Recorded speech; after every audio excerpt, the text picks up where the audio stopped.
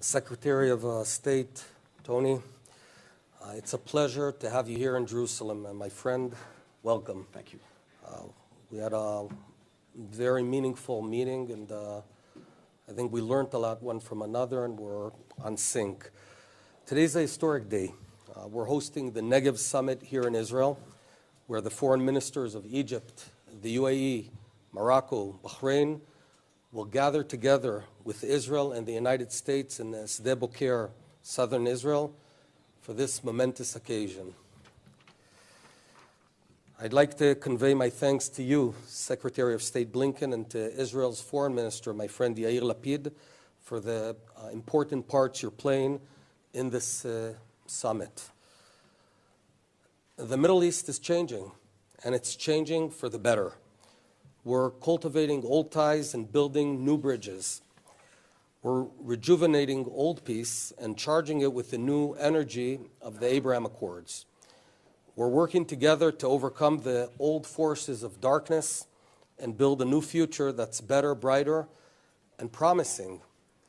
And I want to thank you, Mr. Secretary, for your personal commitment to the Abraham Accords and for your continued efforts to grow, nurture, and further expand this important regional partnership. Israel's doors are as open as ever, as you've seen. In a turbulent world, Israel is a force for peace, prosperity, stability, and for doing good. That's what we're about, to be strong here and do good. And unfortunately, there are other forces in the region that are still violent and destructive. As I just shared with you in the meeting, we're concerned about the intention to delist the IRGC, the Islamic Revolutionary Guards Corps. Their proxy, the Houthis, just this weekend carried out a horrific attack on Saudi Arabia. I hope the United States will hear the concerned voices from the region, Israel's and others, on this very important issue. On a different note, this week, the end of the week, the holy month of Ramadan will begin. And our government is working very hard to improve the lives of the Palestinians in the West Bank and in Gaza. Just earlier today, my cabinet approved 20,000 workers from Gaza to be able to work in Israel. We're going to be investing almost 40 million shekel in improving the crossings between Israel and Gaza Strip to allow smooth and a dignified movement between Gaza and Israel. While we can't solve everything, we can improve the lives of people on ground, and thanks to your help, this is happening. It's materializing. So even if you can't solve everything, it doesn't mean you don't do anything. As for the war in Ukraine, Israel stands firm with the people of Ukraine and is going to continue our effort to help reduce the suffering and end the bloodshed. We've already sent our top medical teams to set up the most advanced field hospital inside Ukraine on the western side. I've been reported that they've already taken care and treated over 500 patients. At this moment, at this very moment, doctors and nurses are risking their lives to save lives of those in need. I'm proud of what Israel is doing. And of course, we're doing what we can when asked to contribute to the efforts to end this war. We do this while maintaining close coordination with the United States and with our European partners. Tony, please send my gratitude to President Biden for his friendship and for keeping his promise regarding the Iron Dome, which saves lives. Israel greatly appreciates America's commitment to our security. The alliance between the United States and Israel is as strong as ever. And though we may have our differences, as friends do, it remains unbreakable. Thank you, and have a productive visit here in Israel. Well, Mr. Prime Minister, thank you so much for this really good, more than good, very productive exchange between us, which I deeply appreciate. So does my whole team. We covered a lot of ground in our discussion, and I want to highlight, if I can, a couple of the issues. But first, a point of personal privilege.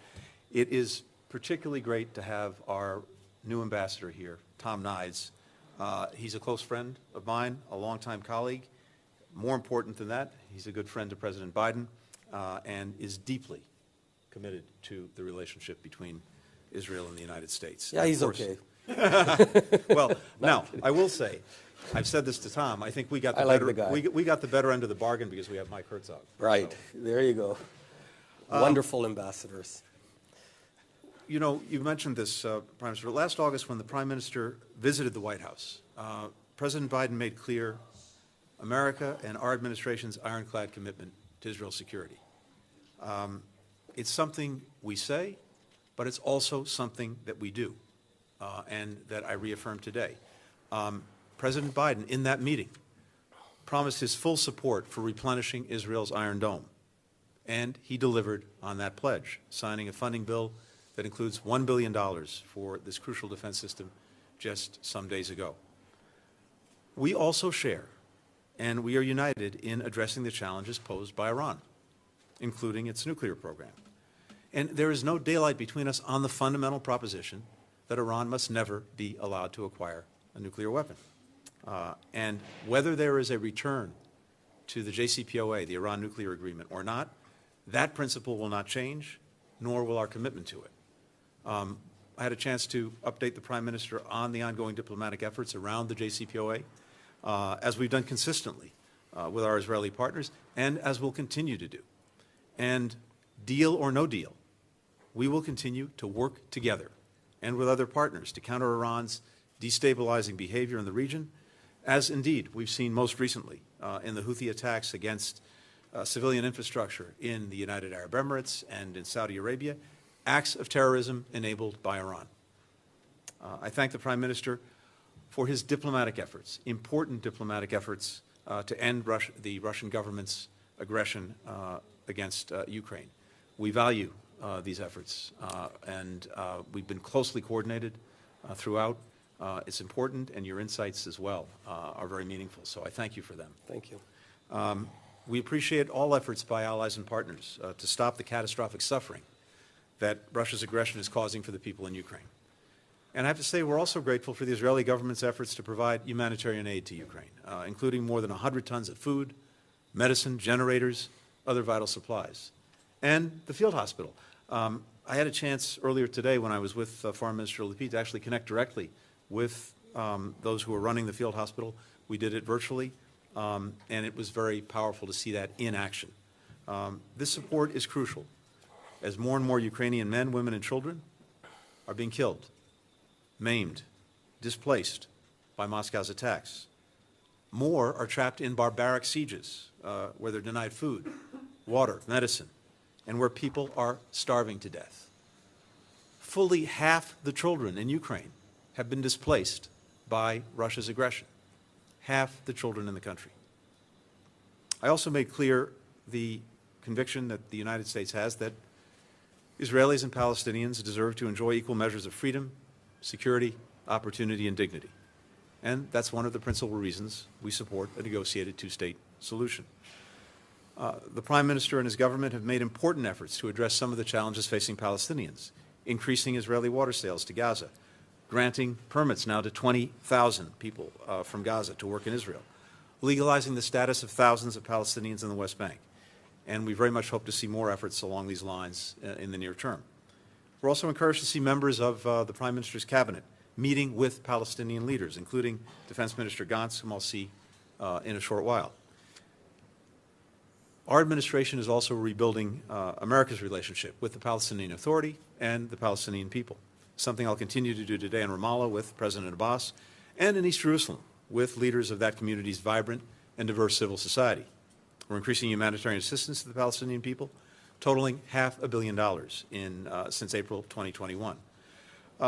Today, we also discussed ways to foster a peaceful Passover, Ramadan, and Easter across Israel and Gaza and the West Bank, particularly in Jerusalem, a city of such profound importance to Jews, to Christians, to Muslims.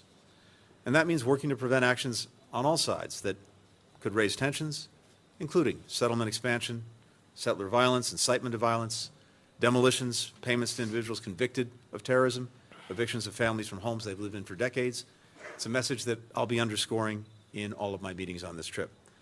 At the same time, we are increasing our efforts to foster partnerships between Palestinian and Israeli grassroots organizations, businesses, young people, other parts of society, through a 5-year, $250 million Nida M. Lowy Middle East Partnership for Peace Act.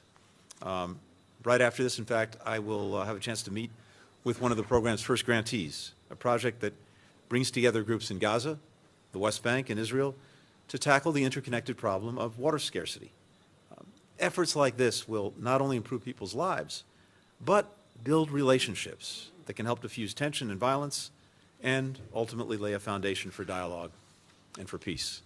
Finally, as the Prime Minister said, we discussed how we can continue to build on the significant progress of the Abraham Accords and normalization, including in the summit starting this evening in the Negev.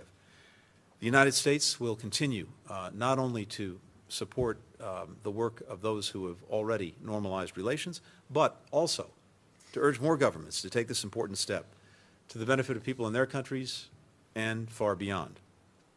Mr. Prime Minister, your recent trilateral summit with President al-Sisi and Crown Prince Mohammed bin Zayed, as well as President Herzog's visit to Turkey for meetings with President Erdogan and others, these are just the latest demonstrations of broader engagement that is made possible as normalization becomes the new normal throughout the region.